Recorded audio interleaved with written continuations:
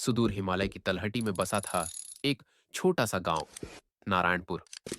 यहाँ हर घर में सुबह सुबह शंखनाद होता, हर आंगन में तुलसी पूजी जाती और हर मनुष्य अपने कर्मों से डरता था। गांव के केंद्र में था एक पुराना मंदिर, श्री हरिहर मंदिर, जो जिसके पुजारी थे 72 वर्षीय गंगाधर शास्त्री, जिनकी वाणी ही गांव के लिए धर्म की परिभाषा थी। लेकिन इस गांव में एक परिवार ऐसा था जो बाकी लोगों से बिल्कुल अलग था। वह था राघव का परिवार। राघव 28 वर्ष का एक साधारण युवक, जो नदी किनारे मछली पकड़कर बेचता था। वह खुद मछली खाता था और गांव में मांस भी लाता था। लोगों की नजरों में वह अपवित्र था। बच्चे उसे देखकर चुप हो जाते थे और स्त्रियां उसके घर के सामने से गुजरते समय नाक पर आंचल रखती थीं। लेकिन राघव खुद इन बातों से कभी विचलित नहीं हुआ। एक दिन गांव में विशेष कथा का आयोजन हुआ, गरुड़ पुराण की व्याख्या। हर कोई मंदिर में पहुंचा। राघव ने भी सोचा, चलो सुनते हैं क्या कहते हैं ये धर्मगुरु। कथा के दौरान शास्त्री जी ने ऊंचे स्वर में कहा, जो प्राणी मांस मछली का सेवन करता है वह मृत्यु के बाद तामसिक योनि में जन्म लेता है। उसकी आत्मा अशांत रहती है और उसे नरक की पीड़ा मिलती है। सारा जनसमूह सही है की आवाज में तालियां बजाने लगा। राघव चुपचाप उठा और सबकी नजरों से बचते हुए मंदिर के पीछे की खाली जमीन पर जा बैठा। उसके मन में तूफान चल रहा था। क्या मैं वाकई पापी हूं? उसके बाल्यकाल की यादें लौटने लगीं, जब उसकी मां ने उसे भूख से तड़पते हुए देखा था और नदी से पहली बार मछली पकाकर लाई थी। वह याद आया जब पिता की मृत्यु के बाद राघव ने इसी मछली के कारोबार से बहन की शादी करवाई थी, और अब वही कर्म उसे नरक का द्वार दिखा रहे थे। राघव की आंखों में आंसू आ गए। उसी रात वह नदी किनारे बैठा रहा, अकेला, चांदनी में डूबा हुआ। अचानक उसके पास आकर कोई बैठ गया। एक बूढ़ा साधु, सफेद दाढ़ी, लेकिन आंखों में चमक जैसे सदियों की चेतना समेटे हुए। क्यों बेटा, क्या सत्य की खोज में बैठा है? उसने धीमे स्वर में पूछा। राघव ने पहले चौंक कर देखा, फिर सर झुकाया। बाबा, अगर मैं आपसे कुछ पूछूं तो क्या आप नाराज नहीं होंगे? नहीं, साधु मुस्कुराया। सवाल पूछना पहला कदम है, उत्तर पाने से भी बड़ा। क्या मांस मछली खाने वाला इंसान पापी होता है? राघव की आवाज कांप रही थी। साधु मुस्कुराया। क्या तुझे पता है भगवान शिव क्या खाते थे? राघव ने सिर हिलाया। नहीं बाबा, वह सर्पों को गले में पहनते थे, श्मशान में निवास करते थे और मांस पकवानों का भोग भी स्वीकार करते थे। क्या वो पापी थे? राघव चौंका। नहीं, वो तो महादेव हैं। फिर क्या हर कर्म का मूल्य सिर्फ भोजन से तय होता है? साधु की बात राघव के हृदय को छू रही थी। बेटा, साधु बोला, धर्म केवल भोजन से नहीं होता। धर्म होता है भावना से, नियत से, कर्म से। अगर तू किसी को कष्ट पहुंचाए बिना पेट पाल रहा है, अगर तू दूसरों का भला कर रहा है, तो तेरे भोजन से ज्यादा तेरा मनुष्यत्व देखा जाएगा। लेकिन गरुड़ पुराण तो कहता है मांस खाने वाला नरक में जाएगा। साधु गंभीर हो गया। गरुड़ पुराण कहता है कि तामसिक जीवन की आदतें आत्मा को नीचे ले जाती हैं, लेकिन यह उस पर भी निर्भर करता है कि तुम उसे कैसे और क्यों कर रहे हो। यानी अगर मजबूरी में जीवन रक्षा के लिए किया जाए, राघव ने पूछा, तो वह भोजन नहीं, यज्ञ है बेटा। तुझे पता है, स्वयं भगवान विष्णु ने मत्स्य अवतार लिया था, मछली के रूप में। राघव की आंखें फैल गईं। मछली सिर्फ भक्ष्य नहीं, ईश्वर का रूप भी है। बात यह नहीं कि तुम क्या खा रहे हो, बात यह है कि तुम क्या सोच के साथ खा रहे हो। भोजन तामसिक हो सकता है, लेकिन अगर जीवन का आधार बना है और तुम उसमें किसी को इंटेंशनली पीड़ा नहीं दे रहे, तो ईश्वर तुझे पापी नहीं कहेगा। राघव की आंखों में जैसे नया प्रकाश आ गया हो। बाबा, क्या आप मुझे सिखा सकते हैं कैसे मैं अपने जीवन को शुद्ध करूं, चाहे मैं मांस खाता हूं या नहीं? साधु ने उसकी ओर देखा और कहा, तू तैयार है तो मैं तुझे वो सिखाऊंगा जो भोजन से ऊपर है, प्राण, चेतना और धर्म का गूढ़ रहस्य। कल सूर्योदय से पहले नदी किनारे आना और अपने मन का सबसे गहरा सवाल लेकर आना। राघव ने सिर झुका लिया। मैं आऊंगा बाबा। उस रात वह पहली बार पाप के भय से नहीं, बल्कि ध्यान की तृष्णा से सोया। लेकिन उसे नहीं पता था, अगली सुबह जो होगा, वह उसकी पूरी चेतना को पलट देगा। सूरज की पहली किरण अभी धरती को नहीं छू पाई थी, लेकिन राघव अपने घर से बाहर निकल चुका था। आंखों में एक अलग चमक और मन में गहराता हुआ सवाल, क्या मैं सिर्फ इसीलिए अपवित्र हूं क्योंकि मैं मांस खाता हूं? वह नदी किनारे पहुंचा, जहां कल रात वह साधु मिला था। साधु वहीं बैठे थे, ध्यानमग्न, लेकिन जैसे राघव की प्रतीक्षा कर रहे हों। बैठ जा बेटा, उन्होंने आंखें खोले बिना कहा। राघव चुपचाप बैठ गया। कुछ देर मौन रहा, सिर्फ नदी की कलकल और हल्की हवा की सरसराहट। फिर साधु बोले, आज से तेरा पहला पाठ शुरू होता है, जानने का कि धर्म क्या है। राघव ध्यान से सुनने लगा। बेटा, साधु बोले, इस सृष्टि में हर वस्तु तीन गुणों से बनी है, सत्व, रज और तम। मांस और मदिरा तामसिक कहलाते हैं, क्योंकि वे इंद्रियों को उत्तेजित करते हैं। लेकिन इसका अर्थ यह नहीं कि उन्हें छूना पाप है। पाप तब होता है जब भोजन मनुष्य की चेतना को नीचे खींचे, जब वह उसे क्रूरता, लालच और वासना की ओर ले जाए। तो क्या मैं पापी नहीं? राघव ने झिझकते हुए पूछा।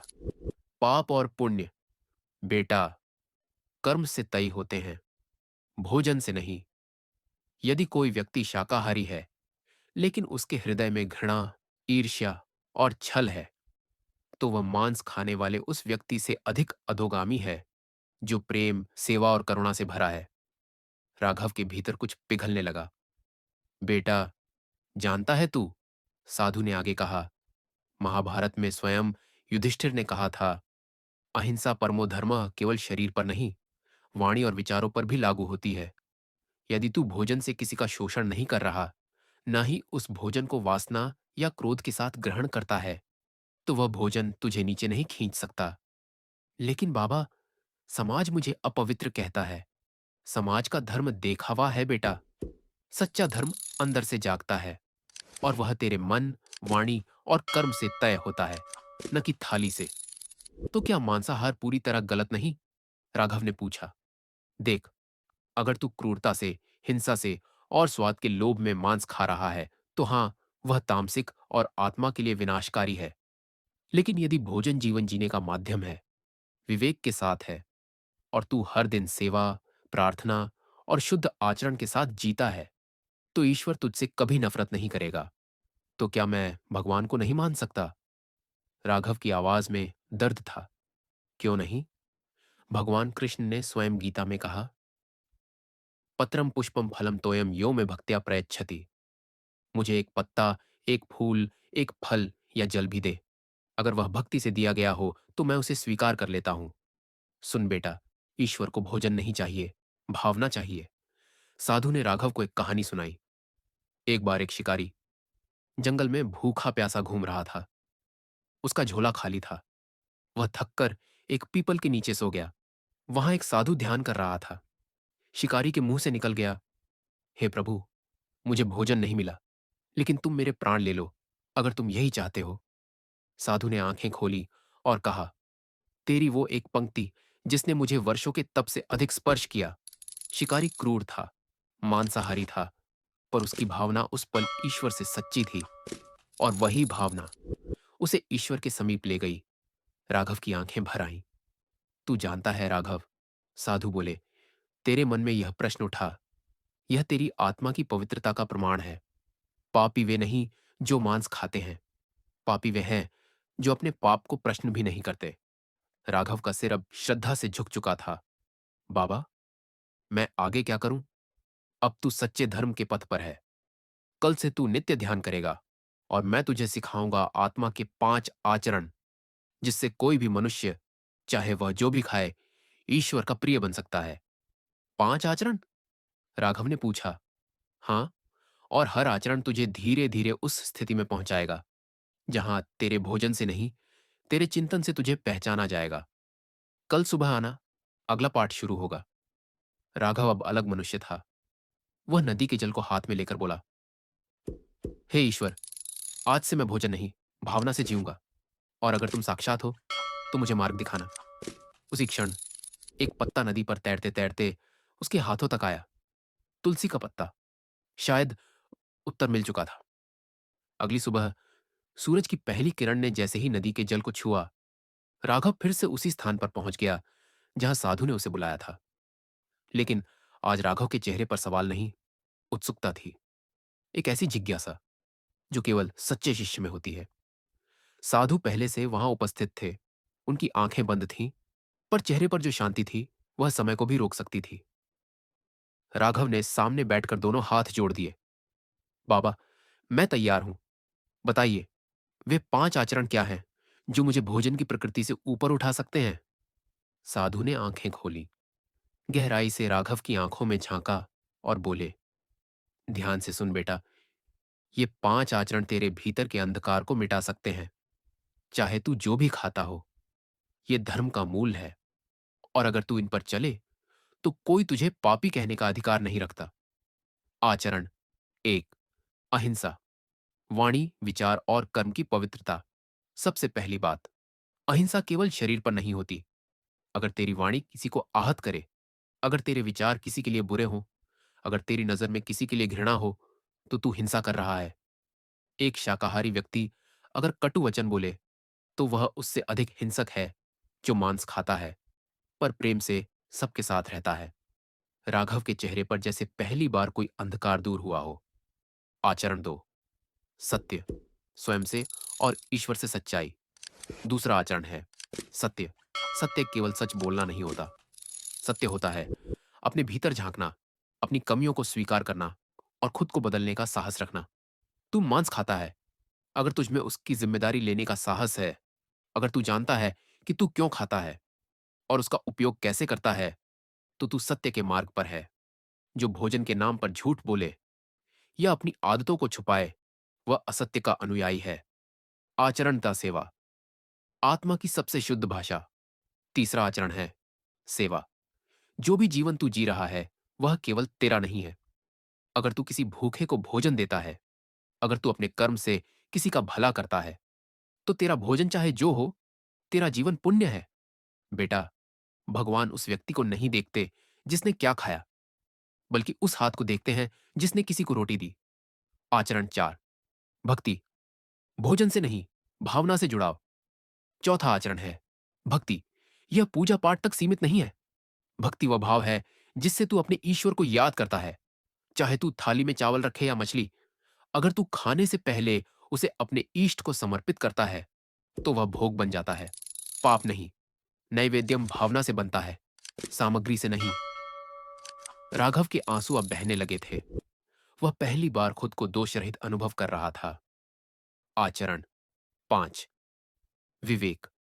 हर कर्म से पहले विचार। और पांचवां आचरण विवेक।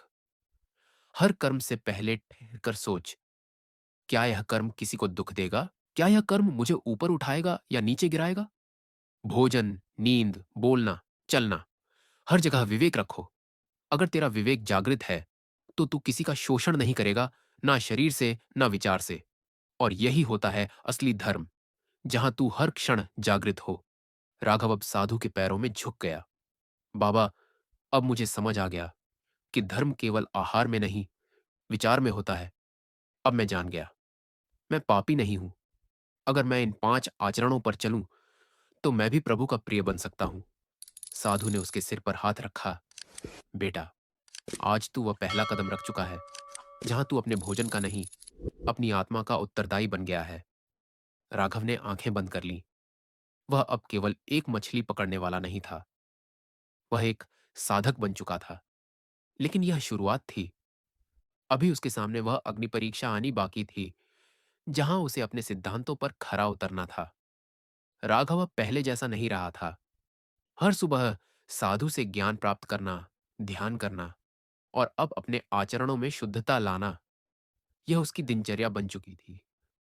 उसने मछलियों का व्यापार धीरे धीरे कम कर दिया और वनस्पति आधारित वस्तुएं बेचना शुरू कर दिया। लेकिन गांव, वो तो अब भी वही था। लोगों की आंखों में अब भी वही कटाक्ष, वही घृणा।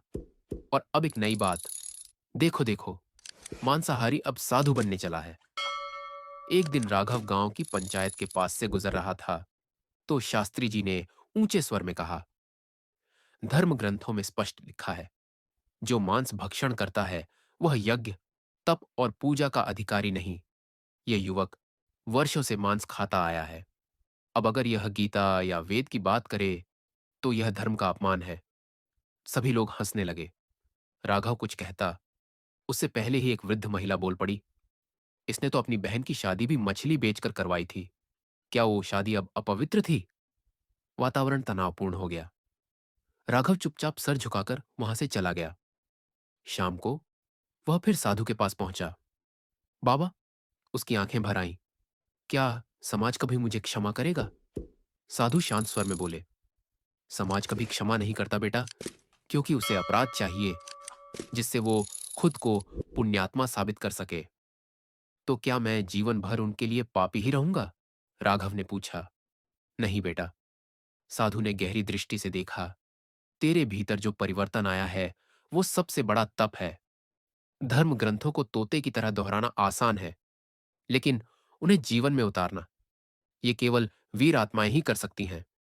राघव की आंखों में रोशनी लौटने लगी। उसी रात एक और परीक्षा उसका इंतजार कर रही थी। घर पहुंचा तो मां के चेहरे पर चिंता थी। राघव, पिछले 3 दिन से कोई मछली नहीं खरीदी। जो सामान तू बेचने गया वो भी नहीं बिका। घर में अनाज नहीं बचा। बहन के बेटे को बुखार है, दवा चाहिए। राघव की आंखें डबडबा गईं। उसने अपनी झोली टटोली। केवल कुछ सिक्के, दवा के लिए ना काफी। उसकी मां ने धीमे स्वर में कहा, अगर तू आज कुछ मछली ले आए तो हम अगले हफ्ते तक खा सकते हैं। कोई पाप नहीं बेटा, बच्चों की भूख धर्म से बड़ी है। राघव का हृदय दो भागों में बंट गया। एक ओर उसकी नई आत्मा, दूसरी ओर उसके परिजन, जिनके लिए उसने वर्षों तक वही रास्ता अपनाया था। वह रात एक तपस्या बन गई, लेकिन अगली सुबह वह कुछ अलग करने के संकल्प के साथ उठा। वह गया गांव से बाहर और जंगल के फल फूल, जड़ी बूटियां इकट्ठा की। नदी किनारे कुछ दुर्लभ जलपात पौधे मिल गए जो गांव में दुर्लभ थे और अच्छे दाम में बिक सकते थे। वह वापस आया और उन्हें बाजार में ले जाकर बेचा। काफी धन मिला। दवा खरीदी, घर में राशन आया। उसकी मां स्तब्ध थी। बेटा, तूने फिर वही दिया, पर रास्ता बदल लिया। राघव मुस्कुराया। बदलाव पाप से भागना नहीं होता मां। बदलाव होता है पाप को समझना और उसका विकल्प खोजना। उसी शाम साधु ने कहा, आज तूने परीक्षा पास की बेटा। तूने भूख और भावनाओं की लड़ाई में धर्म को चुना, और यही असली त्याग है।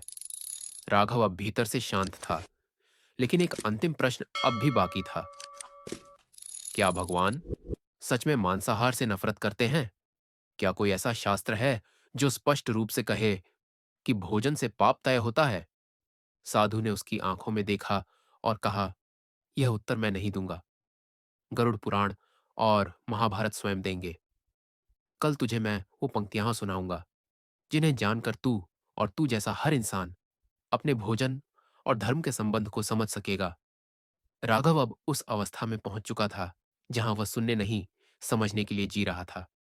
उसके भीतर अब भय नहीं था, बल्कि एक जिज्ञासा थी। क्या सच में मांस मछली खाने वाला पापी होता है? और इस बार साधु ने मुस्कुराते हुए कहा, आज तुझे उत्तर दूंगा मैं नहीं, धर्म ग्रंथ स्वयं देंगे। साधु ने अपने झोले से एक पुराना ग्रंथ निकाला। गरुड़ पुराण, पीले पृष्ठ और हाथ से लिखे श्लोक।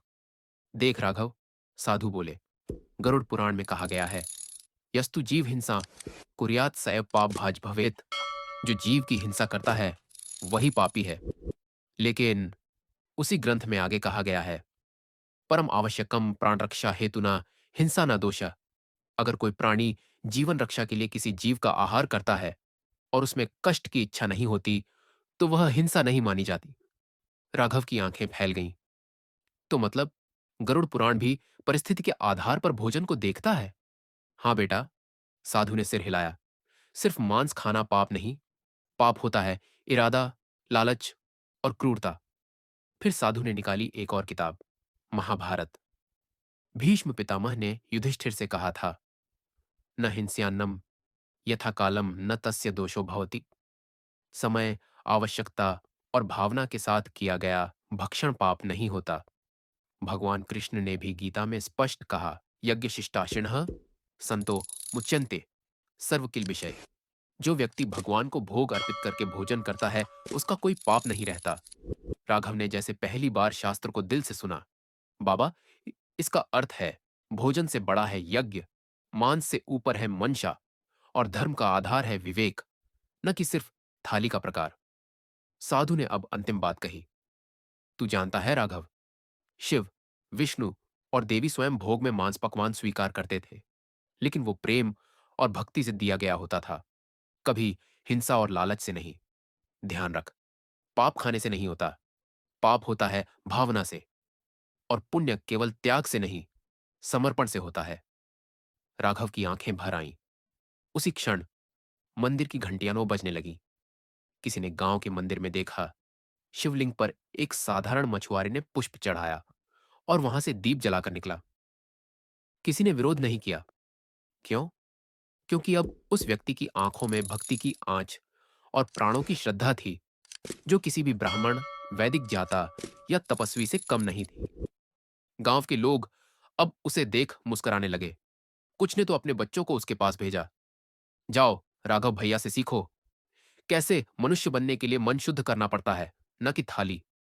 और राघव अब किसी को नहीं समझाता था। वह बस हर दिन अपने कर्म करता, हर शाम दीप जलाता और हर रात उस ईश्वर से संवाद करता, जो भोजन नहीं, भावना को देखता था।